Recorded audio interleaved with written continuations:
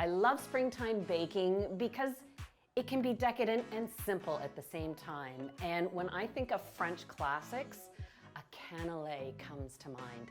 That delicate little cake that's crunchy and sweet on the outside and custard-like in the center. The ingredients are simple, but it's all down to the technique. So let's get started.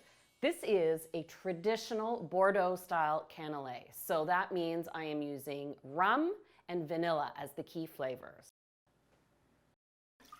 I've got my milk in my sauce pot because I want to infuse that vanilla flavor. Yes, you can use vanilla bean paste, but I want to keep it classic. So I'm going to take a vanilla bean and I've just softened it so that way, just rub it between your fingers to loosen up the seeds in the center, and then carefully run your paring knife down the length of the bean, open it, then use the back of your paring knife to pull out those seeds and put that right in the pot. Now, the remaining vanilla bean, even though it doesn't have the seeds, still has tons of flavor. So what I do is I air dry this and then I put it in a jar with granulated sugar. Within a week or two, you've got vanilla sugar to use in your next recipes. I'll pop this over low heat to steep, almost like tea. You don't want to boil your milk, you don't want to reduce it, but I give it about 10 to 15 minutes to really draw out that vanilla flavor. All right, oh, I can smell that vanilla. You know, something about spring baking is that transformation to different aromas, changing from your fall and winter baking with the heavy spices to lightening up a little bit, and really good vanilla is a great way to do that. Something you want to do after you've steeped your milk to make sure your measurement is precise is re-measure it.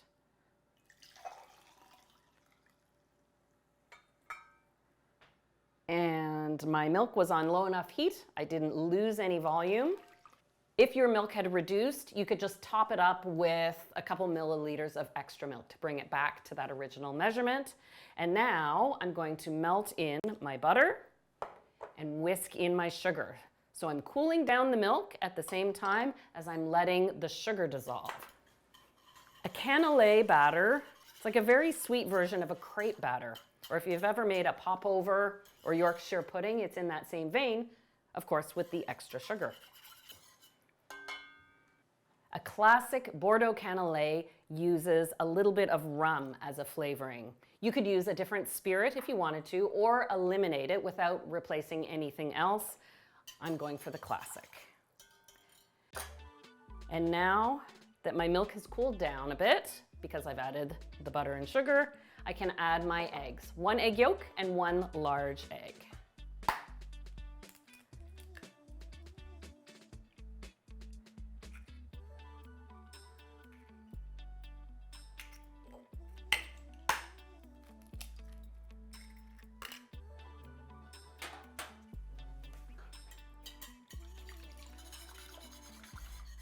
Really take the time to whisk in each ingredient before you add the next. And now that I am done that, the last ingredient, a little bit of flour. You will get lumps, just like when you make crepe batter, but you always want to strain your cannelé batter. So whisk it as much as you can by hand. Don't be tempted to pull out the immersion blender. Just whisk it by hand. And then you can give it a little strain.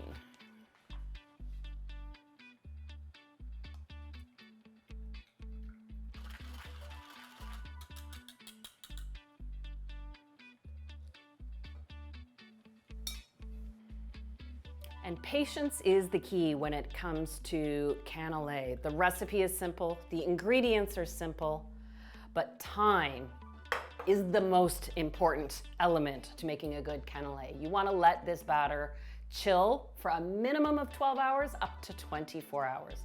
This allows the flour to hydrate, the proteins to relax, so you get a perfect cannelé that's crispy on the outside and custardy in the center.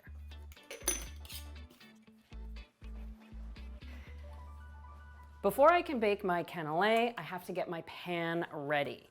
This is the traditional cannelé shape. I have tried making cannelé in a regular muffin tin. You don't get quite the lift. Of course, you don't get the detail, but it does work. I think this is a fantastic pan to have around because you can make mini bundt cakes, muffins. It's just a lovely shape. What's key about this pan right now, it's frozen. You want to put this in the freezer for at least 10 minutes before you butter your pan. I have my melted butter here. The reason I freeze the pan is so when I brush the inside of the cannelé mold with the butter, it immediately freezes and it doesn't pool at the bottom of the pan. Why is this so important? Well, when you make a cannelé, a properly made cannelé is an even dark brown all the way around. If you have a pool of butter in the bottom, you risk getting the white bottom to your cannelé. So when you tip it out, it creates this sort of pocket underneath. That's why you rest your cannelé batter for 24 hours, so that doesn't happen, and that's also why you freeze your pan. It doesn't take long for the pan to thaw, so I'm going to pop it back in the freezer for another 10 minutes before I pour in the batter. And I should note that this recipe makes 8 cannelé. When it's time to bake the cannelé, you want to preheat your oven to 450 degrees Fahrenheit. That's right, you start with a really hot oven. So now I've got my refrozen pan, and you'll find after you have chilled your cannelé batter, it will have separated. Don't worry, you haven't done anything wrong. That's factored into the recipe. I'm going to pour it into a pitcher just for easier portioning.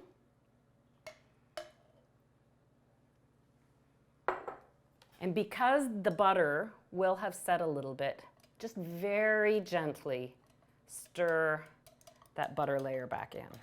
And you'll pour the cannelé batter to fill each of the cups about 2/3 of the way.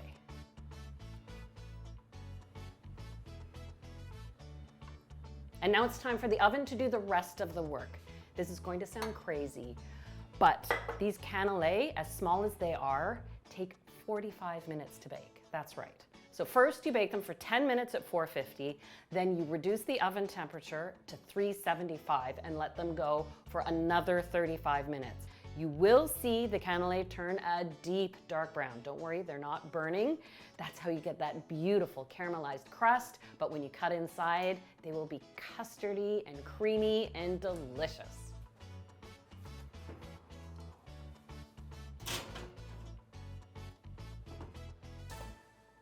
And here they are. I wasn't kidding how dark brown they turn when they bake, but believe me, they are going to be delicious all the way through.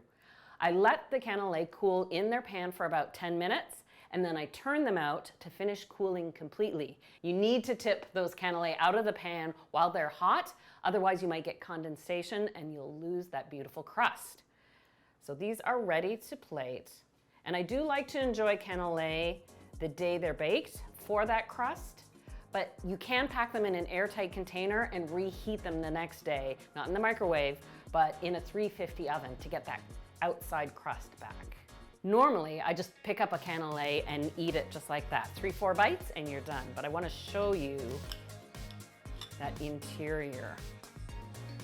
It looks a little bit cakey, but it's custard-like and soft. And think that little bit of rum, that vanilla bean. Oh, and you've got the crunch to the outside. I love when something so simple comes out so perfectly well. These are delicious. That crunch. It's small, it's sophisticated, and it's a perfect little bite for springtime. I know you can do this recipe, and I'll see you again for another episode of Anna's Spring Favorites.